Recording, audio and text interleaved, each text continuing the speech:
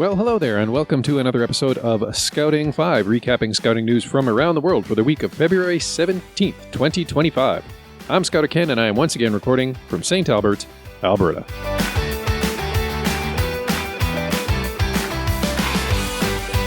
Some exciting news out of Scouts Canada this week, actually. After piloting what they were calling the Early Years program for a while, they held a vote, and Scouters, parents, Scouts across Canada picked a name for a new section. So if you recall, a few years back, if you've been following Scouting 5 for that long, or if you happen to be a member of the Scout Association in the UK, the Scout Association there rolled out what they called Squirrel Scouts, which covered, I think 3, 4, maybe 5-year-olds. Now in Canada, of course, Beaver Scouts is 5, 6, and 7-year-olds. But I think I lamented at the time that we didn't have something analogous to Squirrel Scouts, because at the time that Squirrel Scouts rolled out, I actually did have someone who would have, my son would have qualified for a program targeting that age level. He's in Beavers now, but in a better late than never sense of things, Scouts Canada has finally announced what they are calling, not squirrels, but chipmunks. Quoting the news release that hit my email inbox, which I will see if I can embed in the show notes somehow. We are excited to officially announce that the name for our Early Years pilot is Chipmunks. Our Early Years pilot program will introduce children aged 4 to 5 to scouting values through hands-on, nature-based learning. Thank you for supporting the name selection. We now look forward to your continued support as we take the next steps in launching this exciting program. Please note that this is a pilot program and is currently in the testing phase. After testing, we will assess the program and decide its future based on the feedback and experiences gathered during the pilot. End quote. My jubilation may have been a little premature because it is still in the works. But starting in September of 2025, there will be chipmunk sections kicking off in a few places. At any rate, I'm not sure exactly what areas of Canada are going to be subject to test or are going to be participating in the test. I'm not sure how many sections are going to get spun out. But they are definitely going to be going ahead with the Chipmunk Scouts. They've got a bit of a brand already. Cute little chipmunk graphic analogous to the squirrel graphic that would have come out for the Scout Association. So that's really, really cool. And I'm really, really glad to see that we're at least moving ahead with giving this one a shot, because it was definitely something that I lamented the absence of back when my own son would have been of an age where he could take part in it. So this is cool to see.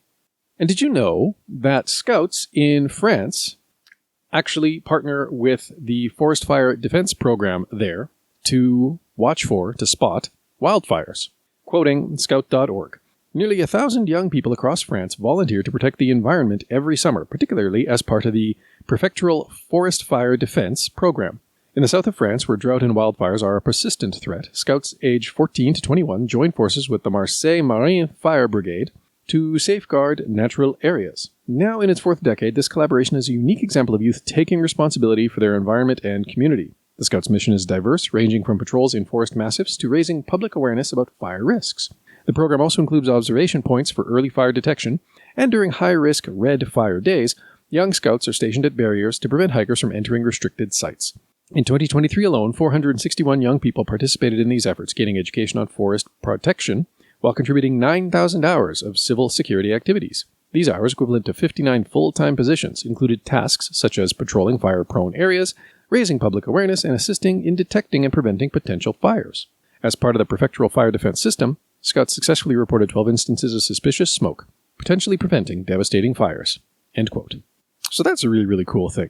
And, Liam Burns, if you're listening, maybe that could be another partnership opportunity, because I know that we have fire watches here in Canada as well. And of course, forest fire season can be quite ruinous to forest and municipalities here.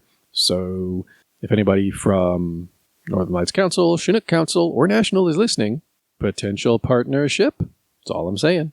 And now just a couple of bits of news from the Scout Association, by chance. First off, congratulations to Scouting in Dunbartonshire, which has evidently enjoyed a record-breaking year for membership. Quoting the Helensburgh Advertiser, earlier this year, the annual membership census for Dunbartonshire Scouting, which covers 12 groups, was completed. It was noted there were 792 young people aged 4 to 25 across the groups in 2025, which is the highest number since 2001. Scouting in Dunbartonshire saw a huge 42% drop in numbers during the COVID-19 pandemic, resulting in the organization restructuring its program to bring in new members. However, the launch of the charity's new program, Squirrels, for young members aged 4 to 5, saw a huge increase in new members for the area. There were 99 explorers, the highest there's ever been, across 7 units in the district. End quote. What was I just saying about Chipmunk Scouts? And, the way that I was so excited about Squirrel Scouts in the UK?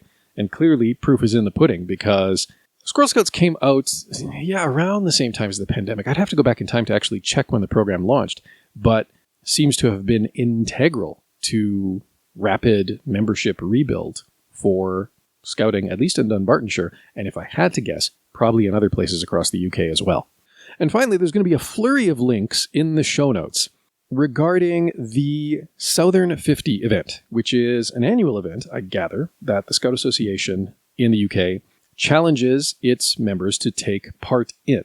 And I just was doing my usual search for Scouts in the news feeds online, and I saw half a dozen, maybe more links to stories about different groups completing this challenge. So I'm just going to quote this one from London World via MSN, but the story is kind of the same for a lot of different groups from a lot of different places across the UK. With that in mind, quote, Scouts and volunteers from Haringey have been praised by Chief Scout Dwayne Fields for completing the Southern 50 Challenge Hike event. The event has 3 levels, with 30 kilometers, 50 kilometers, and 50-mile options. This year's event celebrates 45 years since the first Southern 50, with Scouts taking on routes passing through the countries of Bedfordshire, Buckinghamshire, Hertfordshire, and Oxfordshire, alongside 500 young people from across the UK. The annual Southern 50 event is a prestigious challenge hike, one of the longest-running events of its type in the UK. The event is a test of good orienteering skills, as well as teamwork. The route is not disclosed until the day of the event, so all teams entering have the same chance of winning the trophy. Chief Scout Dwayne Fields praised the team's unwavering determination and teamwork as they tackled the impressive distance. The team from Haringey showed real determination to finish the 30-kilometer course. I was delighted to meet them at the finish, to hear about the skills they had learned and the challenges they had overcome. All the young people and volunteers involved in the event are a great example of what's brilliant about Scouts. They worked as a team, had fun, and learned new skills along the way. End quote. So that's really cool.